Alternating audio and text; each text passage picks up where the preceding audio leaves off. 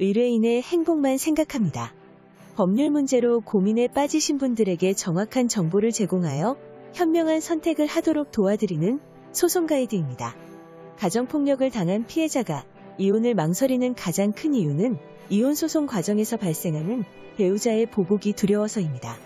가정폭력 이혼은 수많은 가정폭력 피해자들이 가해자로부터 벗어나 자신의 삶을 되찾는 첫걸음입니다. 하지만 오랫동안 정신적인 폭력을 당한 피해자들이 스스로 이혼을 생각하기란 쉽지 않으며 온몸에 멍이 들 정도로 심한 폭행을 당했음에도 불구하고 경찰에 신고하지 않거나 병원에 가지 않고 넘어가는 일도 대부분입니다. 부부간의 폭력은 민법 제840조 제3호 배우자 또는 직계존속으로부터 심히 부당한 대우를 받았을 때에 해당하는 이혼 사유입니다.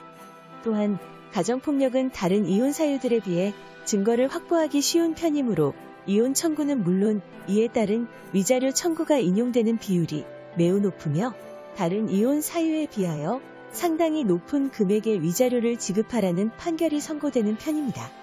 가정폭력이라고 하면 육체적이고 물리적인 유형력의 행사만 떠올리기 쉬우나 실제로는 폭언이나 협박 등 정서적 학대와 생활비를 주지 않는 재산상 피해도 인정되고 있습니다. 또한 재판상 이혼 사유로 인정받기 위해서는 상대방의 행위가 단지 1회에 그치는 경우보다는 지속, 반복적이거나 혼인 관계의 지속을 강요하는 것이 가혹하다고 여겨질 정도의 폭행, 학대, 모욕이 있어 심히 부당한 대우를 받는다는 판단이 가능하여야 합니다. 하지만 심히 부당한 대우라는 것 자체가 추상적이기에 그 정도를 판단하는 것도 이를 객관적으로 입증하는 것도 쉽지 않아 변호사의 역할이 두드러지는 부분입니다. 가정폭력은 자녀에게 대물림되는 경우가 많은데 자녀를 향한 폭력이 문제되는 경우라면 민법 제840조 제6호에 기타 혼인을 계속하기 어려운 중대한 사유가 있을 때를 원인으로 이혼을 주장할 수도 있습니다.